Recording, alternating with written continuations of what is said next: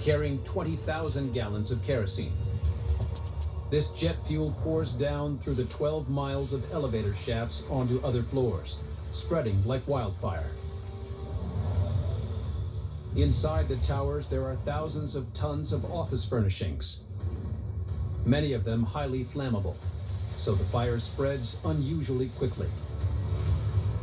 The firefighters soon realized that there was no controlling this blaze, and from then on, it was concentrating on not saving the building, but on rescuing people inside. At exactly 9:59 a.m., almost 2 hours after the first collision,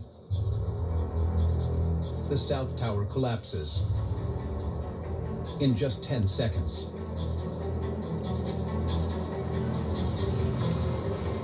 Half an hour later, the North Tower goes down too. More than 2,000 people are still inside the buildings. It was impossible, I think, for anyone, engineer, tourist, New Yorker, to imagine that these towers could possibly come down. After standing strong for nearly 2 hours, what ultimately causes the towers to collapse? The Twin Towers' all-steel structure is exceptionally strong, but its innovative design hides potential weaknesses.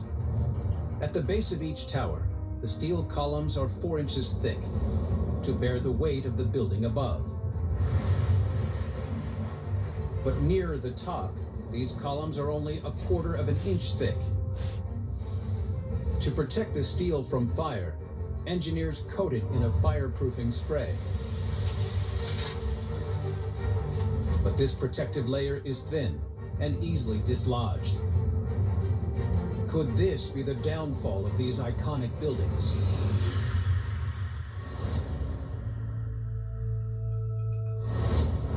Structural engineer Adrian Brugger investigates if the fire could be the cause of the collapse. The ensuing fire raged inside the building. The impact caused massive swaths of windows to be torn out, and this extra damage created winds that are actually fanning the flames.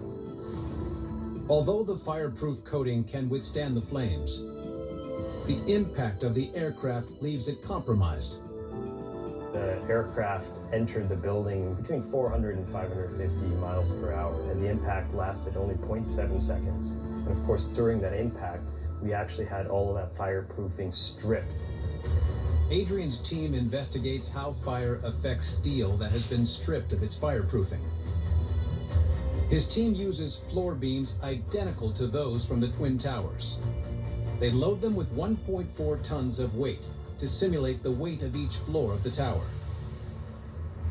They prepare to heat up the steel beam. We will apply heat by simulating a fire. The temperature of the fire climbs to 1,800 degrees Fahrenheit, equivalent to that inside the towers. Now we're heating up the beam with flamethrowers, and you can see the temperature is going up on our infrared camera. We're reaching about 500 degrees Celsius, so that's 800 degrees Fahrenheit. At 800 degrees Fahrenheit, the trusses hold strong, but then they start to show signs of weakness. Now we see a cherry red spot on the beam. That's indicative of about a temperature of 750 Celsius, which is equivalent to 1,300 Fahrenheit. The beam is actually deflecting significantly. The steel beam gives way after just 11 minutes at 1,300 degrees. Adrian's investigation shows that without fireproofing, the floor beams cannot withstand the high heat and lose their strength. The immense heat pushes the building materials to their limit. These strong materials are not designed to withstand such extreme temperatures. These trusses here would start to weaken, and they would start deflecting so much that they're starting to pull in on their sides where they're connected to the building. So it's actually deflecting these perimeter columns inwards. And what that does is it changes the geometry of the actual load carrying system. Adrian has a simple demonstration to explain this concept. So if you imagine this drink can, if it has an intact geometry and it's nice and cylindrical, this is of course a box tube, but it's essentially the same thing. If we have this drink can, then I can put an incredible amount of force on this can, as long as the can itself is in no way dented. But now, if I put weight on it, and I just dent one little point on the side, it collapses. The extreme heat weakens the steel floor plates, causing them to sag, pulling the walls in on each other. The heat also weakens the steel bolts that hold the floors in place, causing each floor to collapse down onto the one below, a process known as pancaking. This catastrophe goes down in history as America's darkest day. The wreckage burns for 100 days.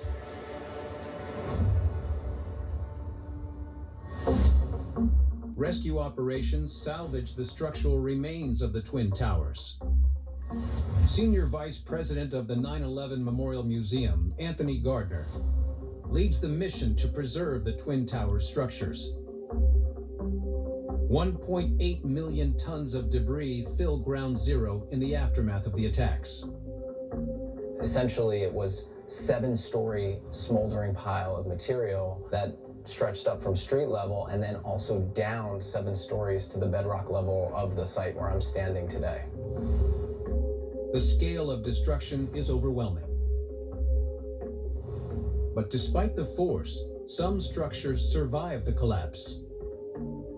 These elements are conserved on the 9/11 Memorial Site to this day. A display of respect and a place to remember those that lost their lives. One of the columns of the Twin Towers was found intact in its original position. So this is the last column that stood despite the destruction. Rescue and recovery workers adorned it with all these inscriptions and tributes to their fallen colleagues. Programmet præsenteres af